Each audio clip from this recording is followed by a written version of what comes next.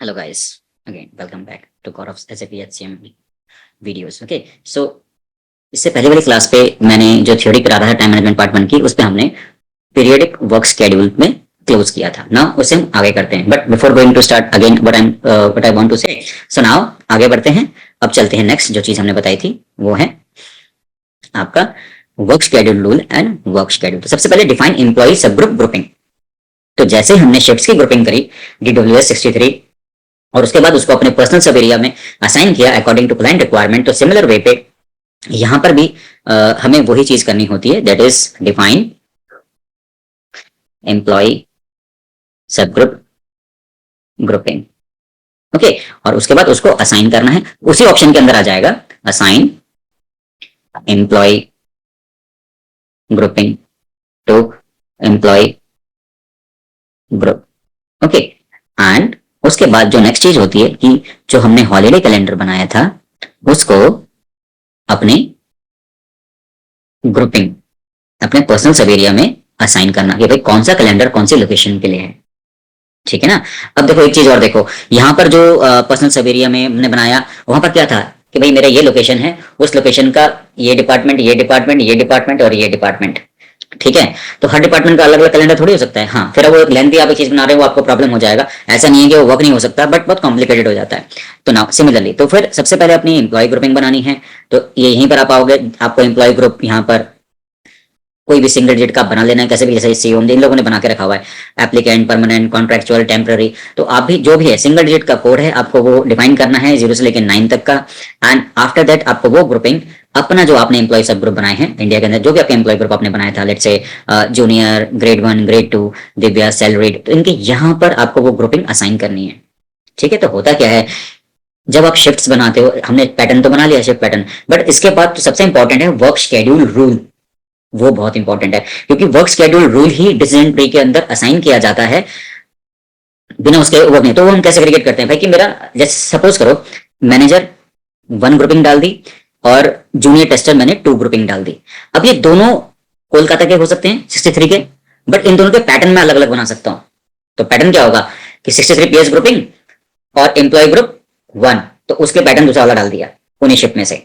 और फिर मैंने अगेन एक नया बनाया, उसमें PS grouping 63 but employee group 2, तो उसके दूसरा वाला पैटर्न डाल दिया, है ना. तो इससे हम अलग अलग बना सकते हैं. तो इसलिए ये एम्प्लॉय ग्रुपिंग बहुत रिक्वायर्ड है, सेग्रीगेशन के लिए बहुत जरूरी होता है. इसमें आपका हैंड्स ऑन बहुत जरूरी होना चाहिए. आपको मालूम है कि शिफ्ट बनाने के लिए कोई एम्प्लॉय ग्रुप चाहिए, आपने बना लिया, बट ये बहुत सारे बनते हैं और बहुत सारे आपको क्लाइंट के हिसाब से असाइन करने पड़ते हैं. तो इन सब चीज का आप ध्यान रखना, ये हमारे नहीं है. मैं ये बोल रहा था क्योंकि वो सर्वर मेरे पास नहीं है जो हॉस्टल हम ले रहे थे. अब एक दिन जब मैं प्रैक्टिकल स्टार्ट करूंगा उससे पहले मेरे को पूरी कॉन्फ़िगरेशन स्टार्ट करनी पड़ेगी यहाँ तक की खुद से, और जब मैं खुद से वो कॉन्फ़िगरेशन करूंगा तो फिर ये आपको वर्क करता हुआ सही दिखेगा, अदरवाइज आपको सिखाया ये सही नहीं दिखाई देगा. ओके, सो यहां पर आपने डिफाइन किया, उसके बाद ये नीचे इस वाले ऑप्शन पे आपने असाइन कर देना है. ठीक है, तो डिफाइन और असाइन. नाउ जब आपका ये डिफाइन हो जाएगा, असाइन हो जाएगा, फिर हमें क्या करना है अपने हॉलीडे कैलेंडर को अपनी लोकेशंस को असाइन करना है. ये जो भी आपकी लोकेशन होगी जैसे श्रव्या, ABC कॉर्प, मुंबई, जो भी ये बने हुए हैं यहाँ पर आपको अपने अपने कैलेंडर असाइन करने हैं. जैसे कोई मुंबई का है, मुंबई वाले को, हैदराबाद वाले को इन लोगों ने ये असाइन कर दिया और यहाँ पर इन्होंने अपना वेट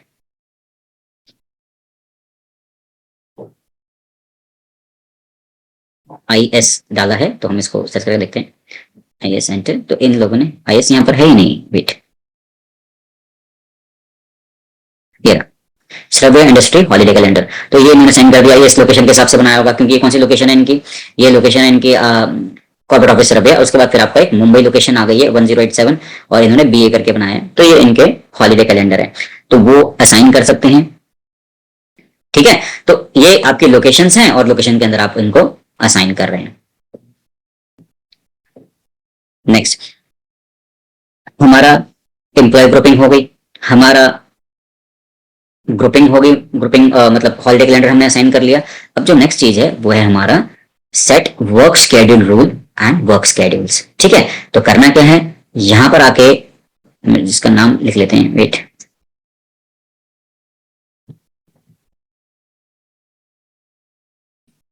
रूल.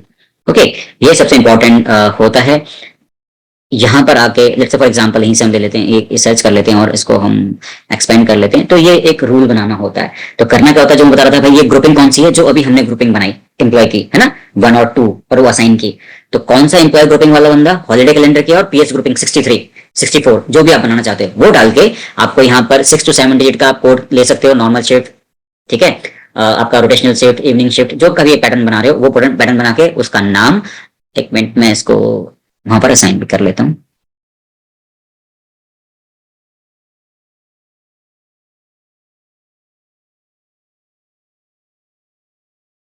ठीक है, ये इसका वीडियो है, मतलब इसका स्क्रीनशॉट ले लिया, यही स्क्रीनशॉट में समझा देते हैं, या फिर इसमें चलते हैं। चलो, यहाँ पर आपने उसका नाम दिया, और जो आप ये वर्क शेड्यूल रूल बना रहे हैं उसका वो कब से वैलिड है और कब तक वैलिड है। तो कब तक वैलिड, तो हमेशा इन्फिनिटी डेट डालते हैं, ताकि हम क्लाइंट से पूछ सकते हैं ना कि आपकी ये शिफ्ट कब तक चलेगी, आपका डिपार्टमेंट कब चलेगा, या तो हमेशा डेट आप इन्फिनिट रखना, ठीक है ना, तो नेगेटिव हो जाता है। और ये जितनी पुरानी डेट हो उतना ज्यादा बेस्ट है, क्योंकि देखो जब हम किसी क्लाइंट की इंप्लीमेंटेशन कर रहे होते हैं, तो जब इंप्लीमेंटेशन करने के बाद क्लाइंट का लेगेसी डेटा तो सिस्टम पे डालेंगे, वो कोई दूसरा सॉफ्टवेयर यूज कर रहा होगा, उससे उसका डेटा निकाल के यहाँ पर डालना है। तो अगर ये शिफ्ट मैंने आज की बना दी और पुराना डेटा डाल रहा हूँ, उसमें वो शिफ्ट उससे पहले से एग्जिस्ट करती है, तो उसके संग इंटीग्रेट नहीं होगी, ठीक है ना। तो कुछ भी चीज बनाओ आप बहुत पुरानी डेट से बनाओ, ताकि डेटा हम यहाँ पर इजिली एंटर कर सके, इंटीग्रेट कर सकें, इंपोर्ट कर सकें, जो भी आप चाहो, ठीक है। एंड यहाँ पर आपको भाई डेली शिफ्ट कितनी है, इसने 8.40 लिखी है, आपकी 8 आवर 9 आवर जो भी शिफ्ट होगी वो डालना है। इसके अकॉर्डिंग आपके वीकली आवर कितने बनते हैं, आपका वीकली वर्क डे कितने हैं, इसका सिर्फ 4.25 डे चल रहा है, ठीक है ना। एंड मंथली वर्किंग आवर कितने हो गए, एनुअल वर्किंग आवर कितने हो गए, एडिशनल वर्किंग आवर कितने हो गए, ये यहाँ पर आपको एंटर करना है। तो ये तो आपको डिसाइड करना है, ये सारा डिटेल उनकी शिफ्ट के अकॉर्डिंग। उसके बाद जो हमने पीडब्ल्यूएस बनाया, जो पैटर्न हमने बनाए है ना, यहाँ पर आप क्लिक करोगे, वो पैटर्न सर्च करने आपको ये सारे पैटर्न मिल जाएंगे, अपना वाला पैटर्न आप, क्योंकि 63 से सिस्टम आपके 63 वाले ही लेके आएगा, बट ये यहाँ पर इन्होंने 0 1 दे रखा है, 0 1 वाले आ रहे हैं, ठीक है ना। तो उनमें से जो भी शिफ्ट का वर्क शेड्यूल आप बना रहे हो, जिस भी पैटर्न का आप बना रहे हो, वो पैटर्न आप यहाँ से चूज करेंगे। चूज करने के बाद जो सबसे इंपॉर्टेंट चीज होती है वो होती है ये, कि भाई आपकी शिफ्ट कब से स्टार्ट हो रही है, ठीक है ना। तो वो शिफ्ट आप डालोगे, जैसे इसने 001190 डाला हुआ है, आप इतना पुराना कैलेंडर तो आपको मिलेगा नहीं, अगर मिले तो फिर भी आप डाल लेना, वहीं से आप सर्च करके, इसका जो सर्च करोगे यहाँ से, वेट, इट्स विंडो 11 ना, तो I am not very familiar to it, but still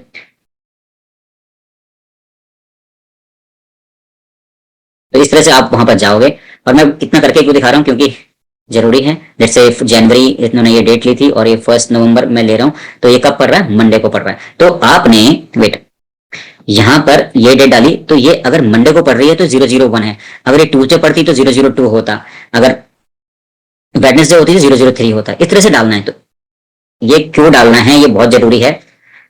जब आप शिफ्ट बनाओगे तो सिस्टम इस पॉइंट से, start point and period works, तो जो भी, ऐसे अगर मैंने ये 3 लिख दिया यहाँ पर, 003 लिख दिया, और मैंने जब मैं इसकी शिफ्ट जनरेट करूंगा तो ये क्या करेगा, ये है तो मंडे, बट ये मेरी शिफ्ट वेडनेसडे से स्टार्ट करेगा, ठीक है। तो आपको ये चीज ध्यान रखनी है कि भाई ये जो डेट है, इस डेट को डे कौन सा पड़ रहा है, उस डे के हिसाब से आपको डालना है। तो Monday is 001, Sunday is 007, okay, Tuesday 002, Wednesday 003, Thursday 4, Friday 5, इस तरीके से आपको ये यूज करना है। और ये हो गया रूल फॉर डे टाइप। तो डे टाइप तो मैं आपको बताऊंगा कि भाई इस के अंदर ये जो हॉलीडे पड़ेंगे, इन हॉलीडे को छुट्टी देनी है या नहीं देनी है, ठीक है ना। वीकडेज में कोई छुट्टी पड़ रहा है मंडे टू फ्राइडे, तो क्या करना है, सैटरडे संडे को पड़ रहा है तो क्या करना है, वो सारा का सारा डे टाइप के अंदर होता है, और ये बहुत इंपॉर्टेंट है, ओके। और ये हर जगह होता है, क्लाइंट छुट्टी तो बनाता है, बट वो छुट्टी देनी है नहीं देनी है, तो ये तो हर जगह गेम होता है ना। चाहे प्रोडक्शन में चले जाओ, कहीं पर चले जाओ, करना, क्योंकि इंडिया तो भाई बाहर के देशों का काम ज्यादा हो रहा है। तो भाई अगर मैं यूएस क्लाइंट के लिए काम कर रहा हूँ, तो यूएस में अगर छुट्टी नहीं है, तो भैया मेरे को तो काम करना पड़ेगा। तो दिवाली के दिन तो वहां पर काम हो रहा होता है, तो मेरे यहाँ पर तो बंदे आएंगे ना काम करने के लिए, तो उनकी वहां छुट्टी के दिन तो मिलेगा नहीं छुट्टी, तो फिर वो काम करना पड़ेगा, तो उस दिन छुट्टी नहीं देनी। तो वो कैसे होगा, वो किससे होता है, रूल फॉर डे टाइप्स, ठीक है। सो ये जब आपका बन के रेडी हो जाएगा, आपको यहाँ पर इसको सेव करना है, और ऐसे ही जितने भी आपके वर्क शेड्यूल रूल रिक्वायर्ड हैं, वो सारे आप एक एक करके बनाओगे, ठीक है। आपके ब्लूप्रिंट के अंदर होते हैं, ब्लूप्रिंट के अंदर बैठ के आप बना सकते हो। नाउ इसके बाद बैक करते हैं। जब ये बन जाता है तो उसके बाद देखो ये इंपॉर्टेंट होता है कि भाई आपने वर्क शेड्यूल रूल बना तो दिया, बट वो उसके पैटर्न कैसे बनेंगे, पैटर्न कैसे लिखते हैं, तो यार यहाँ पर हमें देखना पड़ेगा। बट स्टिल अगर कोई वर्क शेड्यूल यहाँ पर डिस्प्ले, सॉरी वेट, डिस्प्ले पे चलते हैं।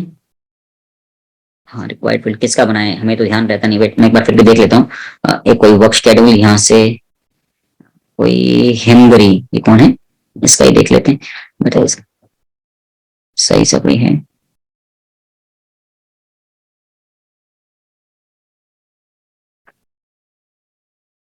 India holiday contract contract contract,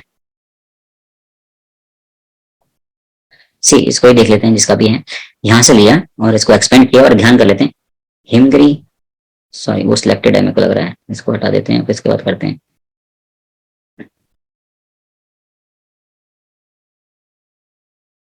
ठीक है, तो 1 EH grouping TH holiday calendar, PH grouping 26 work schedule SHF4। ठीक है, बाकी इतने तो इनका कुछ ज्यादा ही नहीं है, तो ये तो बनेगा ही नहीं, पीरियड वर्क शेड्यूल ही नहीं तो सिस्टम कैसे पिक करेगा, क्या है। बच्चे प्रैक्टिस करते हैं, सब कल करके रखा हुआ है, मैंडेटरी फील्ड्स नहीं फिल करी गई हैं, इसका ही देख लेते हैं डिटेल्स। $साइन MC64 नॉर्मल, वैसे तो इतना ही चाहिए, let me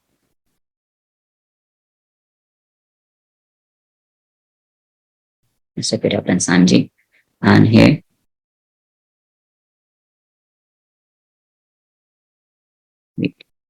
work schedules, daily work schedules and set generate work schedule। तो ये हमारा क्या है, $साइन and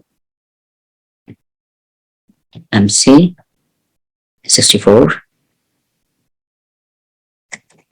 normal calendar 012021 2022 और create all। सी वर्क शेड्यूल जनरेटेड 1 जनवरी 2021।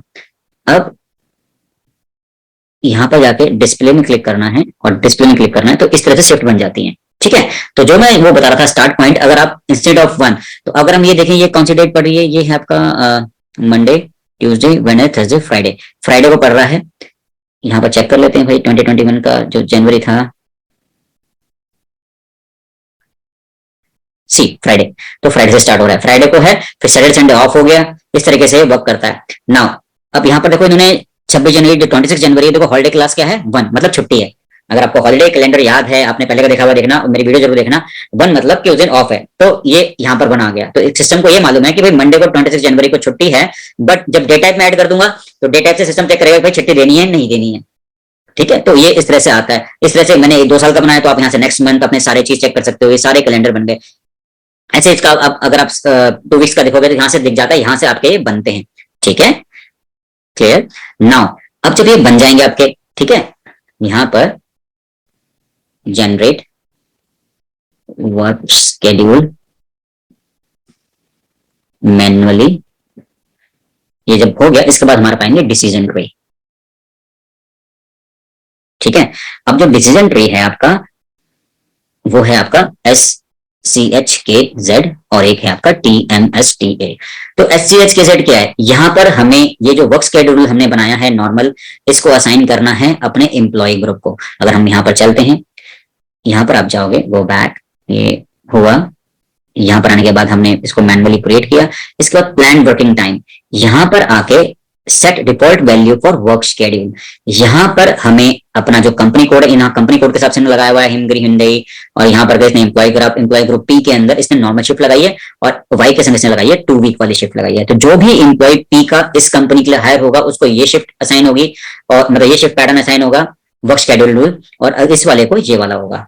ठीक है, तो इस तरीके से असाइन होता है। तो ये डिसीजन ट्री बहुत इंपॉर्टेंट है, इसके थ्रू ही असाइन होता है। इसके बाद एक डिसीजन ट्री और है जो बहुत इंपॉर्टेंट है, दैट इज आपका set default value for time status. तो बेसिकली देखो ये जो वैल्यूज है ना, यहाँ पर 0, 1, 2 एंड 7, 8, 9 ये 6 वैल्यू होती हैं। फॉर एग्जांपल इन्होंने 9 डाली है, एक पर्सनल एरिया के हिसाब से डाल रहे हैं, तो पर्सनल एरिया भाई 101 है तो उसको 9 डाल दिया, 102 है तो इसको भी 9 डाल दिया। तो मेरे को लगता नहीं है फिर ये जब 9 ही था तो फिर ये 2 अलग डालने की क्या जरूरत है ना। तो ये गलत डाला है जिसने भी किया है। ठीक है, दोनों का अलग होता है, क्योंकि इसने डाला एम्प्लॉय ग्रुप मेरा ये है, अगर वो ये एम्प्लॉय ग्रुप इस वाले लोकेशन के लिए काम कर रहा है तो उसका नहीं है, इसका होगा तो उसका डिफरेंट होना चाहिए था ना। ये ट्री तो ये कहता है, बट इसने दोनों में सेम डाल दिया तो कोई मतलब ही नहीं बैठता। सीधा उसको इस बिजनेस एनालिस्ट के अंदर ही 9 डाल देना था, तब भी वही वर्क करता कि ये जिसके लिए भी है उसका 9 है।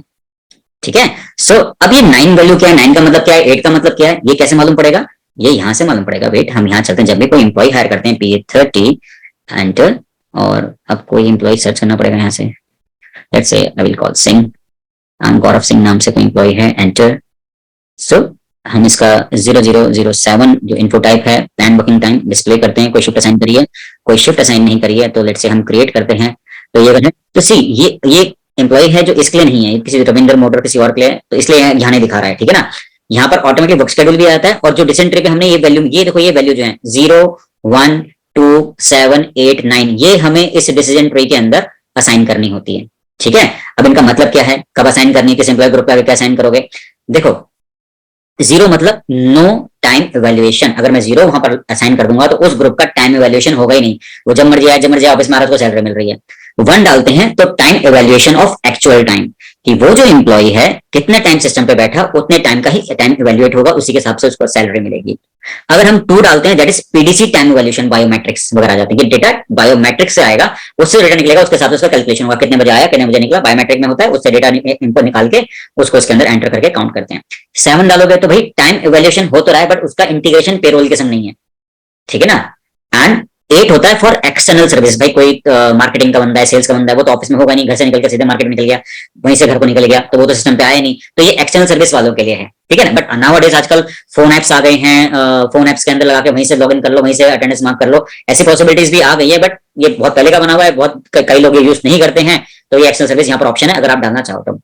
अब टाइम इवैल्यूएशन क्या है, 9 वाला सबसे ज्यादा ये यूज क्यों होता है, ये होता है कि भाई जो एम्प्लॉय का प्लान वर्किंग टाइम है उतने टाइम के बीच में ही आपका टाइम इवैल्यूएशन रन करेगा, उसी टाइम पे आपको सिस्टम पे होना चाहिए। हाँ, आप ये बोलोगे भाई मैं 2 घंटे पहले आ गया, तो वो टाइम इवैल्यूएशन फिर नहीं आएगा, ऐसा नहीं कि आप 2 घंटे पहले आ गए तो 2 घंटे पहले निकल जाओगे, तो वो जितने टाइम सिस्टम में उतने को इवैल्यूएट करेगा। तो यही होता है कि जितने टाइम जो टाइम जिस एम्प्लॉय को टैग किया उसी टाइम पर सिस्टम को होना चाहिए।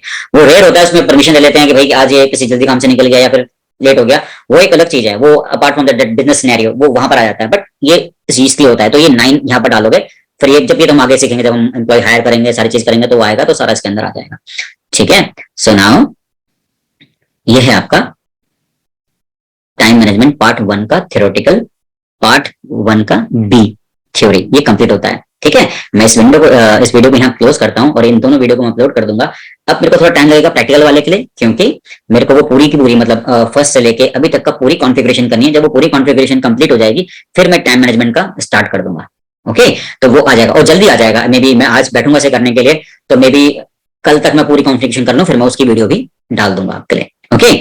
सो till then please subscribe share, अगर आपको पसंद आती है वीडियो जरूर भेजें, मेरे को भी मोटिवेशन मिलेगा। अगर आप वीडियो देख रहे हो तो मैं और वीडियो बनाऊंगा, ओके। आप कीप वेटिंग फॉर माई, ये आज मैं ये दोनों वीडियो मैं एडिट करके इसको अपलोड कर दूंगा, आपके पास आ जाएगी शाम तक, या फिर कल सुबह तक आपको से वीडियो आ जाएगी, पब्लिश हो जाएंगे यूट्यूब के अंदर, और उसके बाद फिर नेक्स्ट डे मतलब जैसे वो कंप्लीट होता है मैं उसका टाइम मैनेजमेंट पार्ट 1 की कॉन्फ़िगरेशन भी रिकॉर्ड करके इसके अंदर डाल दूंगा, ओके। अब ये धीरे धीरे आते रहेंगे, आप टेंशन मत लेना, धीरे धीरे आता रहेगा, बट ये है कि प्रैक्टिस करो, आप सीख रहे हो तो प्रैक्टिस करो। सर्वर चाहिए कहीं और से परचेस करो, मुझसे चाहिए मुझसे पिंग कर लो, मैं प्राइस बता दूंगा, आपको पसंद आता है तो कर लेना, नहीं आप कहीं से करना, बट ये है कि आप प्रैक्टिस करो, क्योंकि मैंने थ्योरेटिकल पूरा डाल दिया, मैंने प्रैक्टिकल पूरा डाल दिया है, आप देखो प्रैक्टिस करो, इसके हिसाब से पूरा कर लो। उसके बाद अगर दिमाग में कोई क्वेश्चंस आते हैं मेरे को पिंग करो, मेरे को लगेगा कि हाँ इसके ऊपर वीडियो बनानी चाहिए तो मैं उसके ऊपर भी वीडियो बना के रख दूंगा, okay. So bye bye, take care, happy Diwali in advance, okay, bye bye, take care.